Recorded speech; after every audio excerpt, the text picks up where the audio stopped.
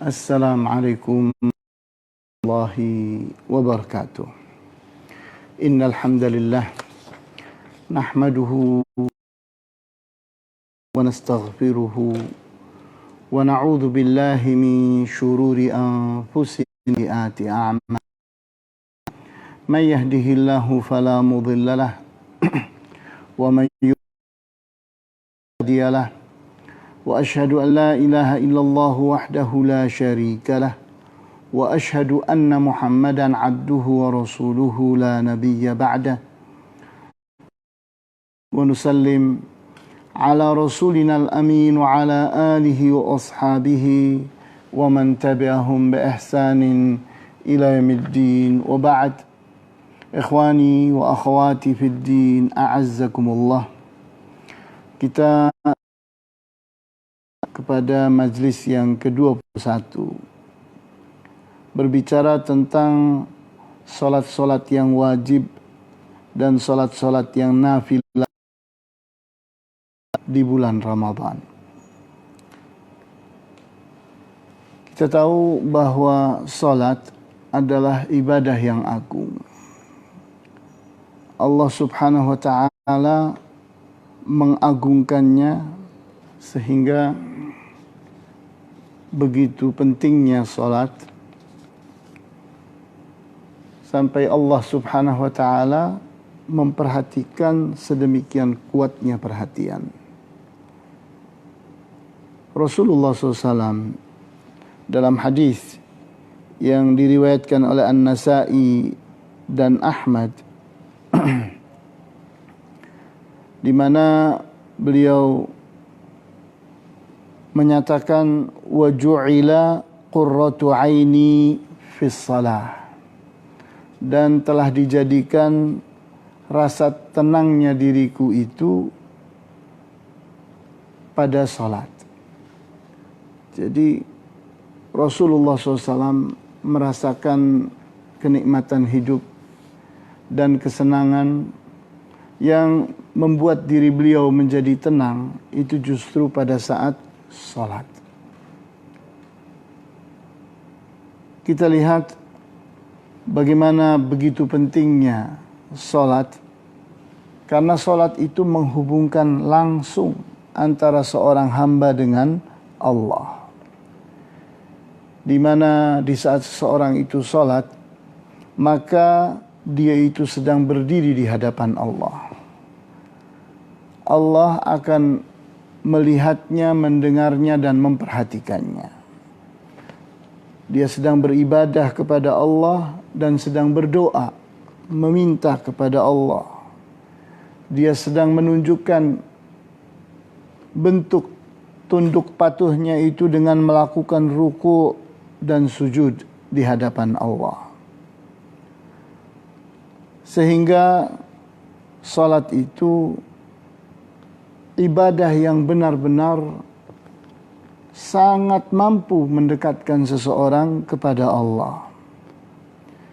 Dan lebih daripada itu, salat 5 waktu adalah salah satu di antara rukun Islam yang 5. Kita perhatikan di saat berbicara tentang salat, maka salat itu ada yang wajib dan ada yang nafilah atau sunnah. Salat yang wajib adalah salat yang 5 waktu itu. Sedangkan selebihnya selain dari salat yang 5 waktu adalah salat-salat yang nafilah atau sunnah. Kemudian begitu pentingnya salat 5 waktu sehingga adalah wajib untuk menjaganya, untuk memeliharanya, untuk terus melakukannya dan tidak membiarkannya atau meninggalkannya.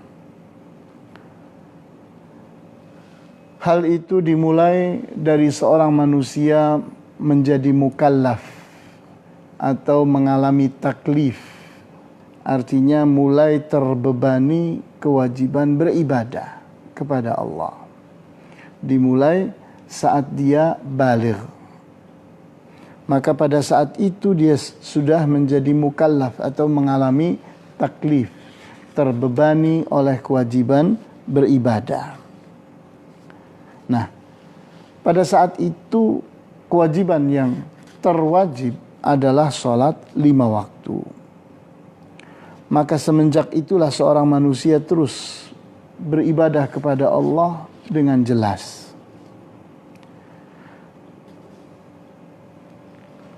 Di saat seseorang itu benar-benar seorang muslim, dia akan memperhatikan sholat 5 waktunya.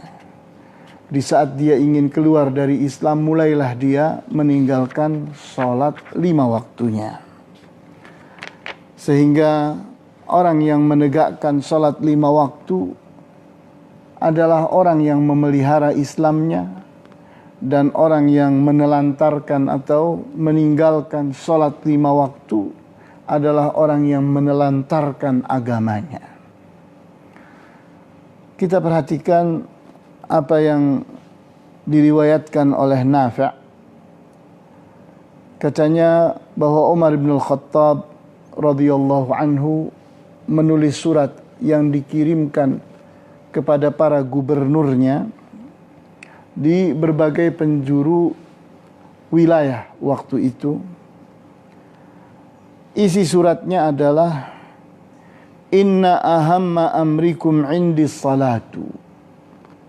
Sesungguhnya paling pentingnya urusan kalian bagiku adalah salat. Faman hafidhaha wa hafadha 'alaiha hafidha dinahu. Barang siapa yang menjaga salat dan mengamalkannya terus-menerus, maka dia telah memelihara agamanya. Wa man dhayya'aha fahuwa lima siwaha adhya'u. Dan barang siapa yang meninggalkan salat, maka terhadap yang lainnya lebih menelantarkannya lagi. Jadi kalau salat saja tidak diperhatikan oleh dia, maka jangan harap yang lain itu lebih diperhatikan.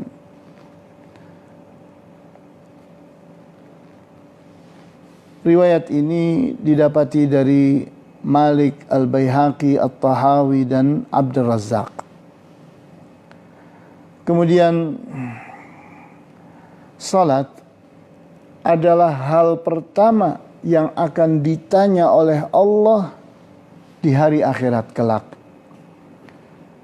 Sehingga kita membaca dalam hadis yang sahih diriwayatkan oleh An-Nasa'i dan Abu Dawud.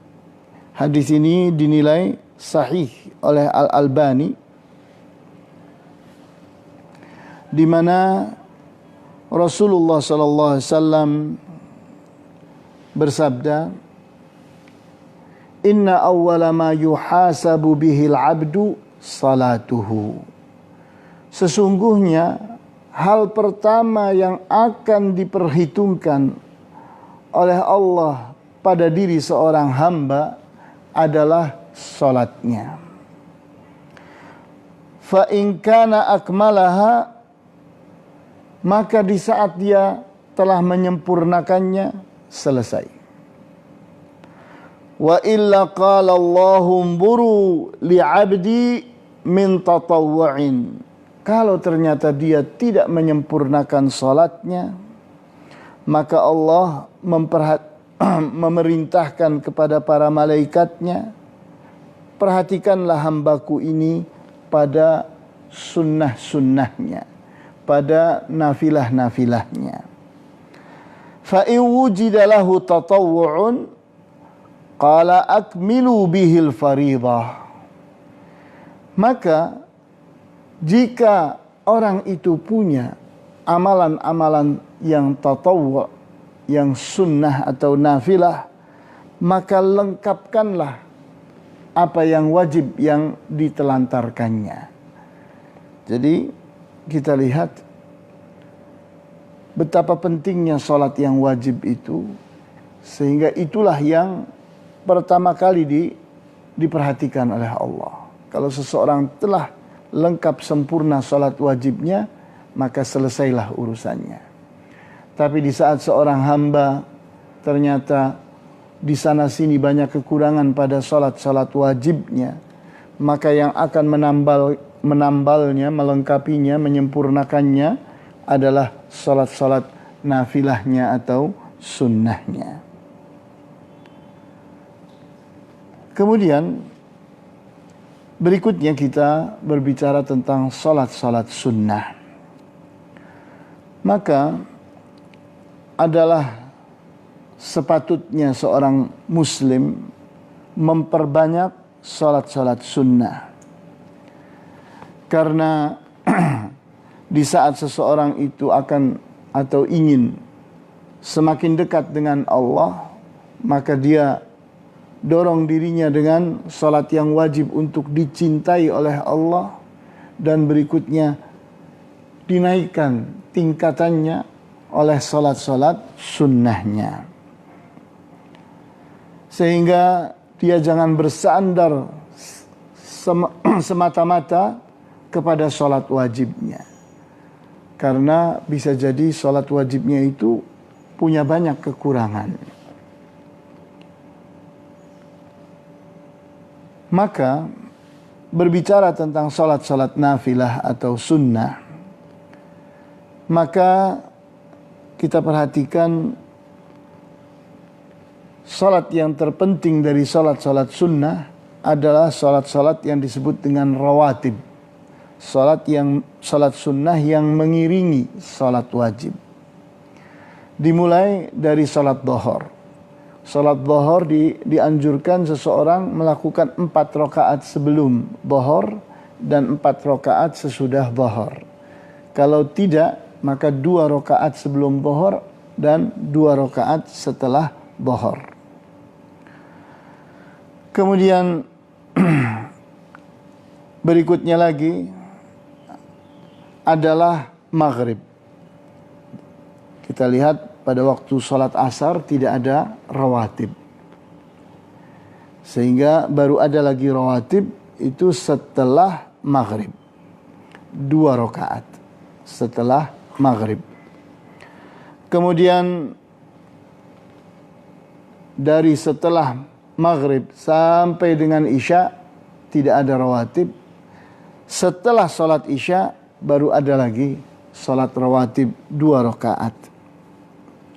Kemudian setelah itu ada lagi salat rawatib, yaitu 2 rakaat sebelum subuh atau salat fajar.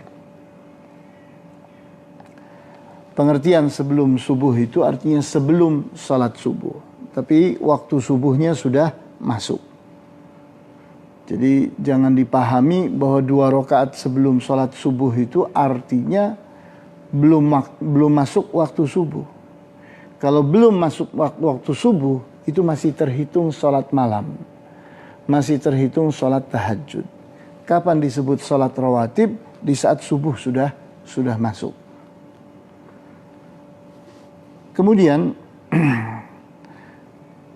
urutan berikutnya, setelah salat-salat sunnah yang rawatib tadi, maka salat sunnah berikutnya adalah salat witir atau salat watir. Di mana salat witir atau salat watir ini adalah salat yang sunnahnya muakkadah, sunnah yang sangat ditekankan. Karena Rasulullah SAW selalu melakukan salat watir atau salat witir itu, baik beliau berada di Madinah atau saat beliau musafir. Selalu salat witir itu beliau lakukan. Kemudian urutan yang berikutnya yaitu di saat bulan Ramadan, yaitu salat tarawih. Kemudian selain dari salat tarawih baik di bulan Ramadan atau di luar bulan Ramadan, yaitu salat tahajud yang biasa disebut dengan salatul lail atau qiyamul lail. Maka kita perhatikan waktu. Di saat kita berbicara tentang malam, malam itu terbagi menjadi 3. Sepertiga pertama, sepertiga kedua, dan sepertiga ketiga. Baru setelah itu fajar. Maka di saat seseorang itu ingin melakukan sholat yang disebut dengan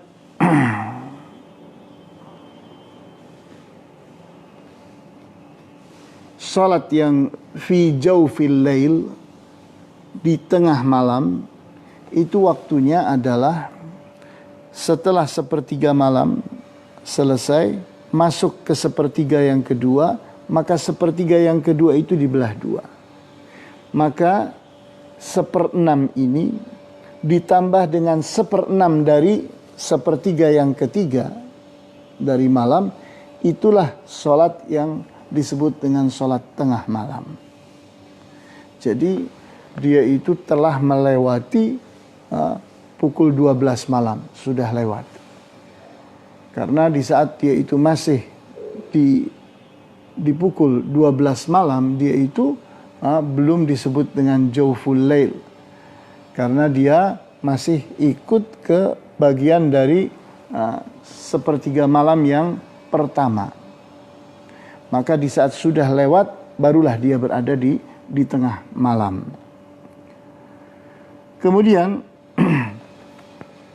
setelah itu, waktu yang terbaik untuk seseorang itu disebut dengan al-mustaghfirina bil ashar, orang-orang yang meminta ampun kepada Allah di waktu sahur, itu adalah pada saat sepertiga yang terakhir, sepertiga yang ketiga, di mana dia sholat sampai menjelang fajar. Kemudian pada saat itu dia tutup dengan berdoa kepada Allah, berzikir dan berdoa kepada Allah. Maka waktu itulah yang dimaksudkan dengan waktu sahur. Waktu sahur adalah waktu sepertiga malam sebelum waktu fajar, di mana waktu ini sangat dianjurkan sekali untuk orang itu berdoa kepada Allah. Di dalam hadis yang sahih diriwayatkan oleh Al-Bukhari dan Muslim, di mana Rasulullah SAW meriwayatkan hadis qudsi, di mana Allah berfirman, "Man yad'uni fa astajibalah, wa man yastaghfiruni fa aghfiralah, wa man yas'aluni fa u'tiyah." Barang siapa yang berdoa kepadaku, maka doanya aku ijabahi. Dan barang siapa yang meminta ampun kepadaku, maka aku ampuni dia. Dan barang siapa yang meminta sesuatu kepadaku, aku beri permintaannya.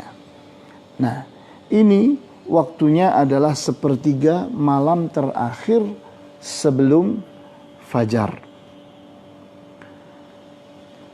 Kemudian berbicara tentang mana yang paling utama dari sholat-sholat sunnah itu, maka jawabnya adalah sholat malam. Sholat malamlah yang paling utama, paling besar pahalanya dibandingkan dengan semua sholat-sholat sunnah. Di mana dianjurkan seseorang kalau sholat malam, hendaknya dia tutup dengan sholat witir yang 3 rakaat itu. Sehingga sholat witir itu menjadi sholat yang paling terakhir di malam itu dia lakukan. Hal ini termaktub dalam hadis yang sahih diriwayatkan oleh Al-Bukhari dan Muslim dari Abdullah ibnu Amr, di mana Nabi SAW bersabda, "Ij'alu akhira salatikum bil-laili watran. Jadikanlah salat terakhir kalian di waktu malam adalah watr atau witir, salat witir. Jadi kita jadikan salat witir kita itu sebagai penutup semua salat malam kita. Oleh karena itu di saat seseorang ingin salat 2 kali, salat tarawih, kemudian di malam hari nanti dia akan melakukan qiyam atau tahajud, maka hendaknya jangan dia tutup dengan witir salat tarawihnya itu. Begitu imam melakukan witir, dia tinggalkan. Kemudian pada saat malam dia salat, maka salat malamnya itu atau tahajud dan qiyamnya itu dia tutup dengan witir. Kemudian di saat seseorang merasa ragu, kalau saya tidur, saya takut saya ini tidak dapat witir, maka hendaknya dia salat witir. Namun di saat seseorang mantap, yakin, insya Allah nanti malam saya bisa bangun, maka jadikanlah witirnya itu dia lakukan nanti. Di saat benar-benar dia selesai dari salat malamnya. Sehingga seseorang memperhatikan bahwa witir itu benar-benar menjadi penutup salat malamnya. Kemudian setelah berbicara tentang salat malam, maka kita berbicara tentang salat duha. Syekh Shalih bin Fauzan Al-Fauzan, beliau berkata, "Thumma ba'da dhalika salatul duha min hini tartafi'u syamsu qaida rumhin ila qubaili zawali syamsi ba'da wuqufi syamsi fi wasati samai. Kullu hadha waqtun li salatil duha. Wa kullama ta'akhkharat fahuwa afdal. Wa aqalluha rak'atani wa aktsaruha 8 raka'at. Kullu rak'ataini bisalam." Jadi dikatakan oleh Syekh Shalih bin Fauzan Al-Fauzan, setelah salat malam maka datanglah berikutnya, yaitu salat duha, yaitu salat di saat matahari itu sudah mulai naik. Ketinggiannya kurang lebih 1 busur tombak. Jadi kita bayangkan kalau kita berada di pantai yang di sebelah sana matahari sedang terbit, maka matahari itu sudah mulai meninggalkan batas bawah, terus naik. Kita bayangkan kalau ada di depan kita seseorang menegakkan tombak, maka matahari itu sudah sampai di sana. Sehingga artinya terangnya sinar matahari itu sudah sampai ke berbagai wilayah bumi ini. Maka itulah awal dari waktu duha. Sehingga di sini kita di saat salat syuruk yang kita biasa lakukan, setelah syuruk itu dianjurkan melakukannya setelah terang. Setelah matahari terasa terang, kita melihat sinar matahari sudah ada di mana-mana. Di tempat kita berada kita lihat keluar, maka ternyata terang sekali. Nah, itulah awal dari duha. Kemudian kapan berakhirnya waktu duha? Berakhirnya waktu duha adalah sebelum dhuhr. Di saat matahari itu benar-benar berada di tengah langit. Maka salat duha minimalnya dilakukan 2 rakaat dan maksimalnya adalah 8 rakaat. Dan setiap 2 rakaat kita melakukan salam. Karena Rasulullah SAW bersabda, salatul laili wan nahari mathna mathna. Salat malam dan salat siang itu dua, artinya 2 rakaat. Sehingga kita telah membahas salat-salat sunnah yang sangat diutamakan. Khusus untuk bulan Ramadan, kita pun telah membahas pada kesempatan yang lalu betapa pentingnya kita menegakkan salat-salat malam kita. Kita perhatikan di antara hadis-hadis yang sahih yang pernah kita bahas, di antaranya man qama ramadhana imanan wa ihtisaban ghufira lahu ma taqaddama min dhanbihi. Barang siapa yang tegak melakukan salat di bulan Ramadan dengan iman dan berharap pahala, maka dihapuskanlah dosa-dosa lalunya. Jadi kita hendaknya pada bulan Ramadan itu banyak melakukan salat, entah di malam hari, entah di siang hari. Kemudian hadis yang lain, man qama ma'al imami hatta yansarifa kutiba lahu qiyamu lailatin. Barang siapa yang tegak berdiri bersama imam sehingga imam itu pergi, maka tertulislah bahwa dia telah salat sepanjang malam. Kemudian hadis yang lain, man qama lailatal qadri imanan wa ihtisaban ghufira lahu ma taqaddama min dhanbihi. Barang siapa yang tegak berdiri melakukan salat di Lailatul Qadar dengan iman dan berharap pahala, maka terampunilah dosa-dosanya yang lalu. Sehingga kita lihat di bulan Ramadan, salat-salat wajib dan salat-salat sunnah itu sangat-sangat harus kita perhatikan.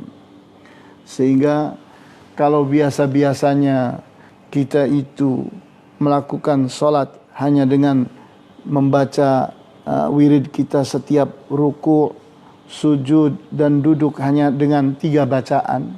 Subhana rabbiyal azim 3 kali, Rabbighfirli 3 kali, Subhana rabbiyal a'la 3 kali, maka khusus di bulan Ramadan kita tingkatkan menjadi 5 kali atau 7 kali atau seperti Rasulullah SAW 10 kali. Jadi kita berusaha untuk menjadikan bulan Ramadan itu lebih kuat lagi kita dalam beribadah, lebih panjang lagi sholat kita. Di mana bulan Ramadan itu adalah saat panen amal saleh, panen pahala. Sehingga sudah selayaknya kita lebih bersemangat di bulan Ramadan dibandingkan dengan bulan-bulan lainnya, karena barokahnya, karena pahala kita akan dilipat gandakan di bulan Ramadan. Maka jangan sampai kita menelantarkan kesempatan itu. Karena umur kita tidak pernah tahu apakah kita akan mengalami Ramadan yang akan datang. Kita tidak mengerti. Maka Ramadan yang sudah kita pegang ini, yang ada bersama kita saat ini, kita manfaatkan secara maksimal. Kemudian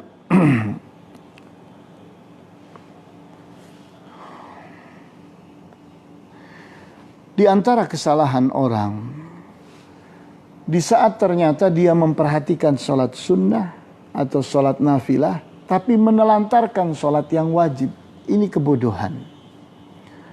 Kita melihat bahwa kesalahan yang fatal.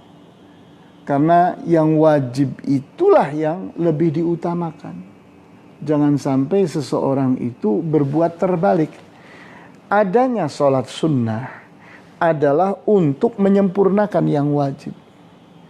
Sehingga yang harus diperhatikan itu yang wajib. Itu yang diutamakan.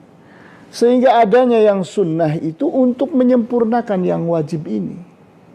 Jangan kemudian dibalik. Ada orang yang melakukan sholat tarawih tapi dia tidak sholat wajib, maka sia-sialah sholat tarawihnya. Menjadi tidak bermanfaat. Kenapa? Karena dia menelantarkan yang wajib. Di saat dia tidak sholat tarawih, dia tidak berdosa karena sholat tarawih itu sunnah, nafilah. Sedangkan sholat wajib itu dia berdosa di saat dia meninggalkannya. Nah, oleh karena itu jangan sampai kita berpikir dengan cara yang salah, di mana kita karena pertimbangan-pertimbangan sosial kita jadi semangat sholat tarawih, tapi ternyata kita tidak melakukan sholat yang wajib. Ini sama sekali tidak bisa dibenarkan. Kita perhatikan bahwa para sahabat radhiyallahu anhum adalah orang-orang yang sangat-sangat perhatian kepada hal yang wajib dan hal yang sunnah, sehingga semua diperhatikan oleh mereka. Salah satu contoh bentuk perhatian mereka adalah apa yang disebutkan oleh Abu Hurairah radhiyallahu anhu di dalam riwayat yang diriwayatkan oleh Al-Bukhari dan Muslim. Beliau mengatakan, qala awsani khalili bi thalathin la ada'ahunna hatta amuta. Aku telah diberi wasiat oleh kekasihku, yaitu oleh Rasulullah SAW, dengan 3 hal yang aku tidak pernah tinggalkan dia ketiga hal itu sehingga aku mati. Saumi thalathati ayyamin min kulli syahrin. Berpuasa 3 hari pada setiap bulan, yaitu puasa bid atau ayyamul bid. Kemudian yang kedua, wa salatul duha, salat duha. Wa naumin ala watrin, yang ketiga adalah tidur setelah salat witir. Jadi kita lihat ini perhatian para sahabat. Para sahabat itu salat-salat sunnah saja tidak mau ditinggalkan oleh mereka, apalagi salat yang wajib atau amalan ibadah yang wajib. Jadi inilah pelajaran kita pada sore hari ini tentang pentingnya memperhatikan salat-salat wajib dan salat-salat sunnah, terutama di bulan Ramadan. Inilah yang bisa disampaikan. Wallahu ta'ala a'lamu bis-shawab. Walhamdulillahi rabbil alamin. Wa sallallahu ala asyrafil anbiya'i wal mursalin. Wa ala alihi wa ashabihi ajma'in. Subhanakallahumma wa bihamdika. Ashhadu an la ilaha illa anta. Astaghfiruka wa atubu ilaik. Wassalamualaikum warahmatullahi wabarakatuh.